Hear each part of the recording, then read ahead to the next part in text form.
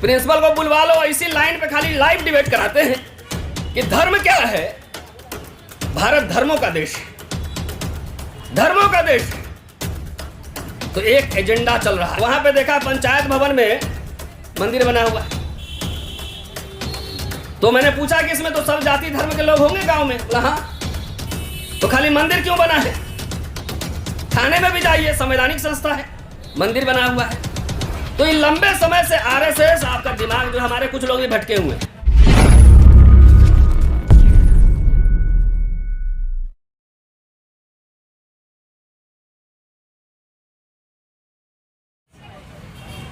देश की बेटी, देश की बेटी, तो कंफ्यूजन पहले दूर कर लीजिए। देश की बेटी होती तो देश लड़ता होता। यहाँ ज्यादातर दलित समाज के लोग ही बैठे हैं, और जो न्याय पसंद लोग हैं वो बैठे हैं। और मैं डॉक्टर अंबेडकर से सब्सटेंशिएट करता हूं। जब गांधी से डॉक्टर अंबेडकर मिले थे, Ambedkar said, mister Gandhi, I have no homeland. ये भारत सरकार ने किताब छापा है। फिर आगे जब बहस चली तो उन्होंने कहा था कि कोई भी स्वाभिमानी दलित इस देश पर गर्व नहीं कर सकता। तो सामने दिख रहा है, स्वाभिमानी लोग सारी काबिलियत के साथ सड़क पर हैं। कुंजी छाप, पर्ची छाप, और प्रिंसिपल और प्रोफेसर है। डॉक्टर अंबेडकर का एक लाइन और कोट कर देता हूं कि जब मेरे हित और देश के हित में टकरावट होगी, टकराएगा, जब मेरा हित और देश का हित टकराएगा तो मैं अपने हित की कुर्बानी दूंगा। लेकिन जब देश का हित और समाज का हित टकराएगा तो मैं समाज के हित को सर्वोपरि रखूंगा, देश के हित को सर्वोपरि नहीं रखूंगा। ये किताबें सरकार ने ही छापी, वहीं से पढ़ के बता रहा हूं। तो जब हमारे हित और व्यवस्था के हित में टकरावट होगी तो मैं अपनी कुर्बानी दूंगा। लेकिन अगर हमारे समाज के हित में और इनसे टकराहट होगी तो मैं सड़क पर रहूंगा। एक शिक्षक का काम, एक टीचर का काम न भक्ति करना है और न भक्ति सिखलाना है। मेरे कई छात्र यहां बैठे हुए,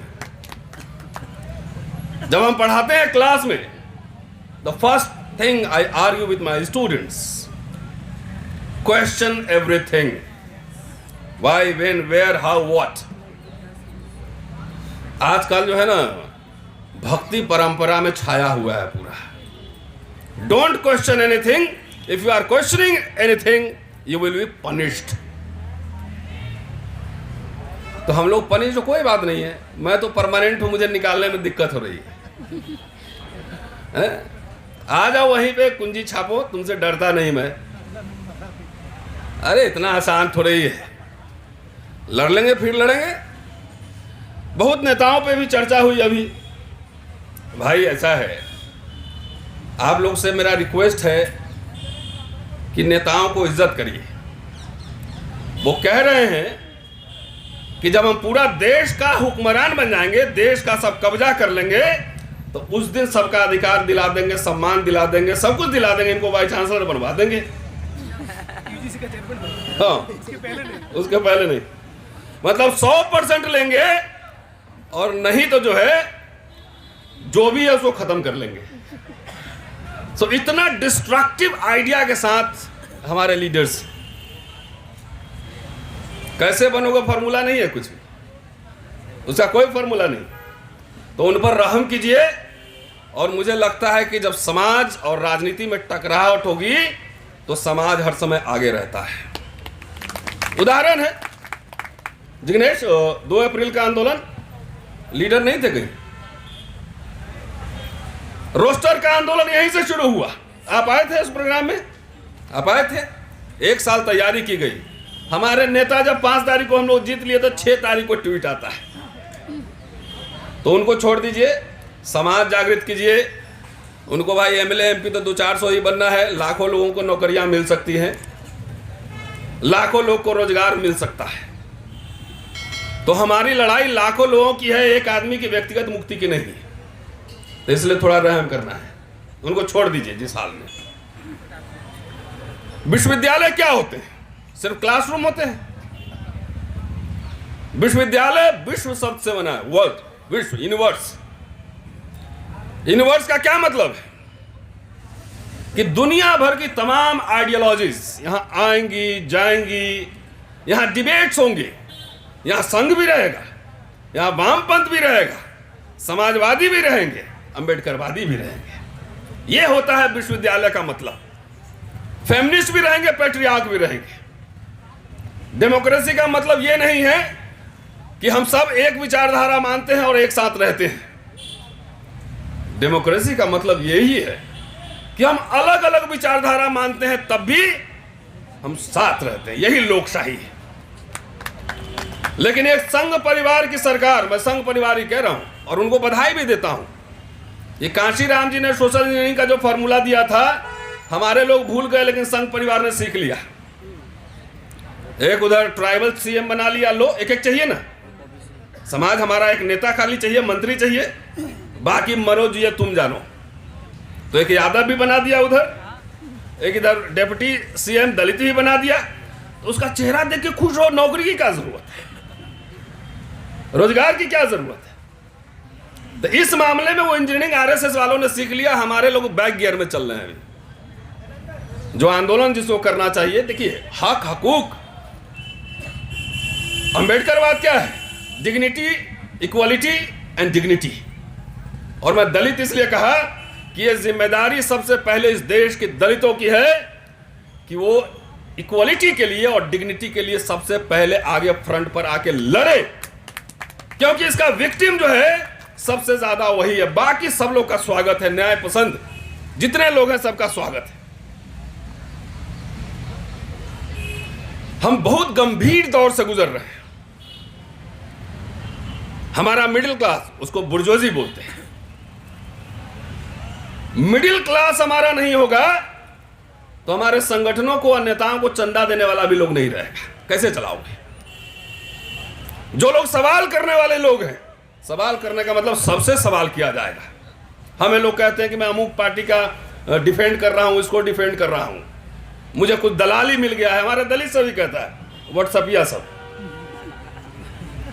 व्हाट्सएपिया दलित सब भक्त।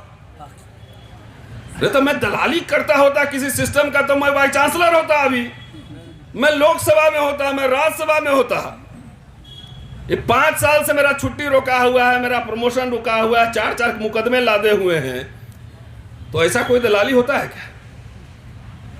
उल्टा बैक गियर में मेरे ऊपर मुकदमे चल रहे हैं। हमने ऐसे कुंजी छाप फर्जी लोगों से मैं डरता नहीं। तुम मान लो कि मेरा प्रमोशन, मैं तो परमानेंट हूं, हटाओ कैसे? जब तक मेरे ऊपर गंभीर आरोप नहीं लगे, महिला उत्पीड़न 2 बार लगाए तो उसी जगह हरा दिया, आज तक रिपोर्ट नहीं दिया। तो मैं तो नासूर बना हुआ। ये करेला नीम चढ़ा, करेला भी है नीम चढ़ा है। तो जो लोग आवाज उठा रहे हैं, जो बोले यहां भक्ति का नहीं है, मैं किसी के प्रोटोकॉल में नहीं हूं, मेरा कोई बॉस नहीं है। मेरा काम लिखना, पढ़ना, बोलना, लोगों को जागृत करना, ये इंटेलेक्चुअल का काम होता है। जो अपने समय के जलते प्रश्न पर अपने राय नहीं रखे तो प्रोफेसर होने का कोई मतलब नहीं है। पेट पालू समाज है, जाओ खाना खाओ, घर में सो। इस चीज की हम कीमत चुका रहे हैं और चुकाएंगे। इसके लिए डरने, मैं अपनी लड़ाई थोड़ी लड़ रहा हूं। मेरे घर पे आके देखिए तो आपके एमपी से ज्यादा बड़ा बंगला में रहता हूं, वो भी 5 साल के लिए नहीं, 38 साल के लिए। तनख्वाह भी उनसे कम नहीं मिलती है और लोग जानते भी कम नहीं है।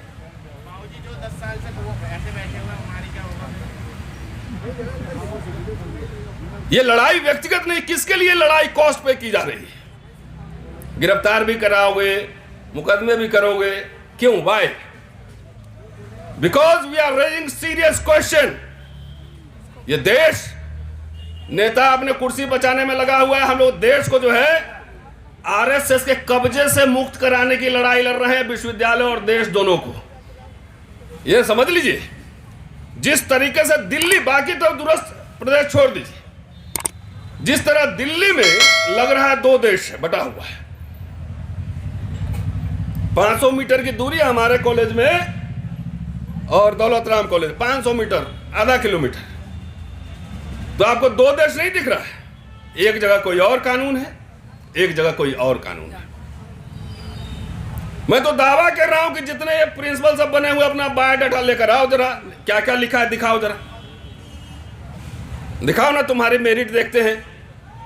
आधे जेल में नजर आएंगे, लेकिन कब्जा किया हुआ है, लगता है कि यूनिवर्सिटी पे देश पे कब्जा कर लिए हैं, तो इसको निकाल दो, उसको निकाल दो, उसको सजा दे दो, ये चल रहा है। तो जो डर गया वो मर गया। अब मरना तो एक दिन है ही सबको, अमर तो कोई होना नहीं है। तो दो तरह के लोग हैं, एक तो जीते जी मरने की तैयारी करते हैं और एक मरने के बाद जिंदा रहने की तैयारी करते हैं। दूसरे तरीके के लोग बहुत कम होते हैं, बाकी तो सबको बगल में निगम बोध घाट पर जाना ही। कम से कम देश में ये सब चल रहा था, संविधान की जगह मनुस्मृति लागू हो रहा था किस्तों में, किस्तों में। उस समय जिस समय हमारे नेता चुप्पी साधे बैठे थे, उस समय इतिहास गवाह होगा कि हम लोग सड़क पे इसके खिलाफ लड़ रहे थे। हमारा कंट्रीब्यूशन ये होगा। आजकल जाइए कॉलेज में, आपको बड़े बड़े अक्षरों में लिखा है कि जो धर्म की रक्षा करता है उसकी रक्षा धर्म करता है। और आज हिंदू स्टडीज भी खुल गया, अच्छा हुआ है। हमारे पास भी 4th ईयर में लाओ, मनुस्मृति हम पढ़ाएंगे। अच्छा है, खोलो। पढ़ना, इंटरप्रिटेशन करना तो हमारा काम है ना, हिस्टोरियन इंटरप्रिटेशन करता है। तो लिखा हुआ है सब जगह, कई जगह मैंने देखा है, हमारे कॉलेज में भी। जरा एक काम करते हैं, प्रिंसिपल को बुलवा लो, इसी लाइन पे खाली लाइव डिबेट कराते हैं कि धर्म क्या है। भारत धर्मों का देश है, धर्मों का देश है। तो एक एजेंडा चल रहा है। कल मैं था शाम में मेरठ में, तो वहां पे देखा पंचायत भवन में मंदिर बना हुआ है। तो मैंने पूछा कि इसमें तो सब जाति धर्म के लोग होंगे गांव में? बोला हाँ। तो खाली मंदिर क्यों बना है? थाने में भी जाइए, संवैधानिक संस्था है, मंदिर बना हुआ है। तो ये लंबे समय से आरएसएस, आपका दिमाग जो हमारे कुछ लोग भी भटके हुए हैं, इमेजिनेशन कैप्चर कर रहा था। इलेक्शन आ गया, तुम हिंदू हो, आशीष कुमार हिंदू हो, जिग्नेश मेवानी हिंदू हो, तो धीरे धीरे सब जगह पे अपना सिंबल बैठा दिया। तो जो सिंबल लिए हैं मोदी जी, उसी का लॉजिकल आउटकम है। धर्म जो लिखा जा रहा है, विश्वविद्यालय धर्म के केंद्र नहीं होते, ज्ञान विज्ञान के सृजन के केंद्र होते हैं। तो इसका मतलब कौन सा धर्म है? अब बोलते हैं कई लोग, देखिए अब तो ओबीसी को बना दिया, दलित को बना दिया। तो हमने थोड़ा इतिहास भी ठीक से पढ़ लो। इतिहास पढ़ो कि इतिहास में क्षत्रिय सिर्फ राजा नहीं रहे हैं, वरना सिस्टम के हिसाब से ब्राह्मण का काम पूजा करना, क्षत्रिय का काम राजकाज करना था। तो इतिहास में कि सिर्फ क्षत्रिय राजा रहे? नहीं, साम्राज्य, मौर्य साम्राज्य बनाओ, क्षत्रिय थे, गुप्ता क्षत्रिय थे, बहुत सारे ऐसे राजवंश जिन्होंने हुकूमत की। तो इसका खेल क्या है, जिसको मैं जनऊ लीला कहता हूं, कि राजा कोई भी बने, धर्म क्या है उसका? वर्णाश्रम धर्म की रक्षा करना। राजा का धर्म क्या है? वर्णाश्रम धर्म की रक्षा करना। जो राजा वर्णाश्रम धर्म की रक्षा करता है वो बड़ा उच्च कोटि का राजा माना जाता है, और जिसने सवाल उठाए उसको बहुत दुष्ट कहा गया है। तो राष्ट्रपति ट्राइबल होंगे, प्रधानमंत्री ओबीसी होंगे, मुख्यमंत्री ट्राइबल होंगे, मुख्यमंत्री ओबीसी होंगे, लेकिन उनका काम क्या है? धर्म की रक्षा करना। और धर्म क्या है? वर्णाश्रम धर्म, चतुर्वर्ण व्यवस्था। तो हमारे लोगों, दोस्तों, किसी के प्रधानमंत्री बनने से, किसी के राष्ट्रपति बनने से डफली मत बजाओ। इस देश के सत्ता और संसाधन में कितनी हिस्सेदारी है, ये बात करो। कुछ लोग नशे में, अरे कुछ बाबा साहब के, साहू जी महाराज के, इनके संघर्ष से एक व्यवस्था बनी जिसमें एक मिडिल क्लास तैयार हुआ, और मिडिल क्लास से अंग्रेजी बोलने वाले क्लास से ही इनको दिक्कत है। बाकी चाटुकार तो वहां भी चप्पल उठा रहे हैं, हमारे वहां भी चाटुकार उठा रहे हैं चप्पल। और सीधा मैनेज नहीं होता है तो पीछे से भी मैनेज हो जाता है। पार्टी के पार्टी बिक जा रहे हैं, दल के दल बिक रहे हैं, नेता किस्त में बिक रहे हैं। तो हमारा काम जो है, इतिहास पढ़ता हूं ना तो इतिहास दृष्टि से बात करूंगा कि ये मुल्क, देश खतरे में है और सामने दिख रहा है। Show me your party, show me your cast, I will show you the rules. ये चल रहा है।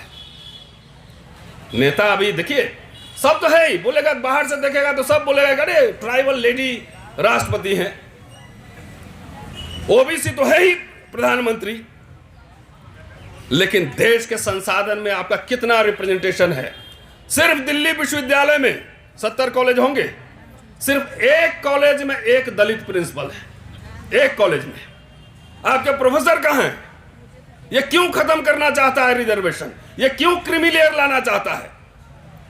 क्योंकि जो इनलाइटेंड है, जो अंग्रेजी बोल सकता है, कम्युनिकेट कर सकता है, जो सवाल खड़े कर सकता है, उसको वहां से हटा दो, उसको हटाओ और गुलाम टाइप के लोग लाओ। कल मैं कह रहे थे लोग मुझे, हमले बाबा साहब एक और काम अच्छा कर देते ना तो ज्यादा बेहतर रहता। वो बोल देते कि भाई अब विधानसभा और लोकसभा में आरक्षण हो गया है, लोकसभा विधानसभा में आरक्षण हो गया है भाई, 130-32 आने आएंगे कि दलितों की अब पार्टी नहीं होनी चाहिए। इन्हीं 131 सांसद के पीठ पर चढ़ो और उसको बोलो कि मुझे देश के संसाधन में हिस्सेदारी चाहिए। बोलो, वैसे अपनी पार्टी ही बना लो तो 272 तो जीत ना पाओगे। काहे अनरियलिस्टिक ड्रीम्स देख रहे हो? जात जात की पार्टी बनाया हुआ है, सब सेटिंग में लगा हुआ है कि हमको बना दो, ये बना दो, हमको इंडिविजुअल सेटिंग में लगा हुआ है। इंडिविजुअल बार्गेन तो हम भी कर सकते हैं, क्या दिक्कत है? कुछ नहीं करना है, धरना पे नहीं आना है, चुप हो जाना है, हो गया, इतना ही करना है। तो इंडिविजुअल बार्गेनिंग तो हो ही सकती, नौकरी मिल ही जाएगी। लेकिन सवाल इस नौकरी का नहीं है, सवाल जस्टिस का और डिग्निटी का भी है। डिग्निटी का सवाल हमारे लिए सबसे महत्वपूर्ण मुद्दा है, क्योंकि हमारे कोर्ट तुम्हें अच्छे नहीं लग रहे हैं। मनुस्मृति कहता है कि शूद्रों का बर्तन कैसा होना चाहिए, तो उनके ब्रोकन पॉट्स होने चाहिए, टूटे हुए बर्तन। चंद्रभान जी बैठे हुए, बड़ा उसमें काम किए। उनके कपड़े कैसे होने चाहिए, तो डेड बॉडीज के जो लेफ्ट ओवर होते हैं कपड़े, वो उनके कपड़े होने चाहिए। उनके आभूषण क्या होने चाहिए, तो उनके आभूषण ब्लैक मेटल होने चाहिए। यह मनुस्मृति कहता है। आरएसएस जब संविधान लागू हो रहा था, संविधान का मुखालफत किया था और कहा था कि इसमें भारतीयता नहीं झलकती है। मनुस्मृति हमारा संविधान है, तो मनुस्मृति आपका संविधान है मान लो, और वो लागू हुआ तो आपके टूटे मिडिल क्लास से इसको दिक्कत है, मिडिल क्लास से दिक्कत है, और खास तौर से विश्वविद्यालयों से दिक्कत है। 10 जनरेशन अगर निकलता है स्कॉलर तो उसमें से एक इंटेलेक्चुअल बनता है। 10 जनरेशन हमारा आएगा तो 5 लोग ऐसे खड़े होंगे जो व्यवस्था की क्रिटिक करेंगे, उसकी समीक्षा करेंगे, समीक्षा करेंगे उसकी। तो विश्वविद्यालय इसलिए कि हम लोग किसी प्रोटोकॉल में नहीं है, ना भाई चांसलर साहब हमारे मालिक है, ना प्रिंसिपल मेरा बॉस है, ना प्रधानमंत्री जी मेरे बॉस है। तो जब बॉस नहीं है और आपसे मुझे कुछ चाहिए ही नहीं, तो डरेंगे किस बात के लिए? कुछ चाहिए ही नहीं मुझे, कुछ मांगने जाएंगे तब ना कि मुझे ये दे दो, वो दे दो, तब न डरेंगे, तब न कॉम्प्रोमाइज होगा। यहां कुछ मांगने अपने लिए नहीं। जो भी लड़ाई लड़ी जा रही है वो अपने व्यक्तिगत लड़ाई तो है ही नहीं, वो लड़ाई सामुदायिक है, आने वाली जनरेशन के लिए, हमारे जो यंगस्टर विश्वविद्यालय में पढ़ रहे हैं उनके लिए, उनकी लड़ाई है। क्योंकि मैं हिस्टोरियन हूं, मैं इतिहास पढ़ाता हूं, मैं विजुअलाइज कर सकता हूं कि अगले 15 साल में क्या होना है, इस देश में क्या होना है। इसलिए जागो, ये लड़ाई एक केंद्र बिंदु है। जागो। और लोहिया कहते थे ना कि जब सड़कें जो सुनसान हो जाएंगी तो संसद आवारा हो जाएगा। दलितों ने आंदोलन करना बंद कर दिया है। 2 आंदोलन, एक विश्वविद्यालय का 2 अप्रैल छोड़ के। काशीराम जी बड़े बड़े आंदोलन करते थे, उससे सत्ता को जो ना खटखट टन टन दिमाग में लगता है। क्या 2 लाख लोग आया था तो आपसे बात करेगा, आपसे कम्युनिकेट करेगा, आजकल हम न किसी को मेमोरेंडम दे रहे हैं, न रूलिंग क्लास से डायलॉग कर रहे हैं, कुछ नहीं कर रहे हैं, कुछ नहीं मांग रहे हैं, कोई आंदोलन नहीं कर रहे हैं। तो बोला ठीक है, एक दो मरने तो क्या फर्क पड़ता है। कह रहे हैं कि पूरी सत्ता जब आएगी तो ऐसा है, न राधा के 9 मन तेल हुई है, न राधा नची है। बाबा साहब ने किस्तों में राइट्स लिए थे, किस्तों में। बोरो कमेटी में वोट मांगा, साइमन कमीशन में उठा के देखे, एक किस्त वहां लिया, कैबिनेट मिशन में वहां एक किस्त लिया। उसके बाद जब देश आजाद हुआ तो कांग्रेस के रिकमेंडेशन से संविधान सभा में गए, और इसलिए गए जाके 1948 का लखनऊ का भाषण, 14 अप्रैल का भाषण लखनऊ का पढ़ो, कि मैं इसलिए आया कि अपने दलित समाज के हितों की सुरक्षा कर सकूं। SC ST समाज के लिए पूरा एक ब्लूप्रिंट तैयार हुआ। स्टेट एंड माइनॉरिटी उन्होंने लिखा कि जिसमें यह कहा कि कुछ सेक्टर जो है पब्लिक यूनिट हम लोग चलाएंगे और जहां जरूरत होगी प्राइवेट सेक्टर को लाएंगे। जवाहरलाल नेहरू ने इंप्लीमेंट किया, पब्लिक सेक्टर यूनिट खड़े हुए कि नहीं हुए? इस सेल भेल सब हुए, सब 4-4 लाख रुपए अभी सैलरी ले रहा होगा दलित लोग बहुत। लेकिन उनको यह क्या पता था कि आने वाली सरकार, संभावना उन्होंने व्यक्त की थी कि सबको बेच के निजीकरण कर देगा।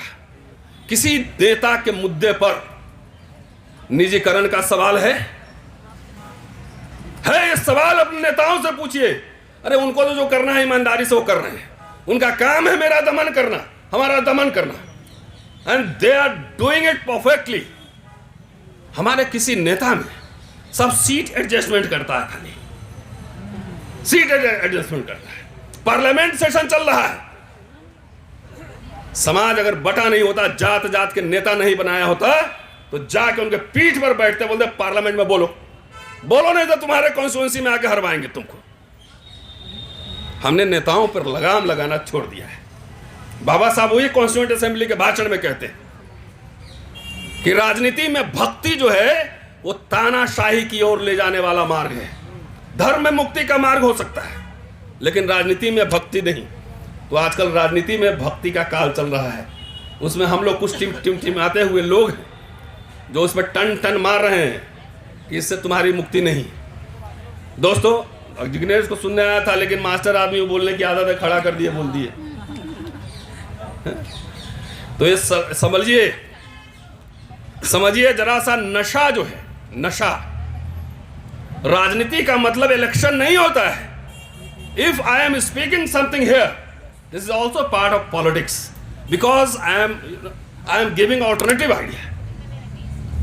ये भी पॉलिटिक्स का पार्ट है। कोई विमर्श नहीं, कोई डिबेट नहीं, कोई डेमोक्रेसी नहीं, खाली इलेक्शन के समय।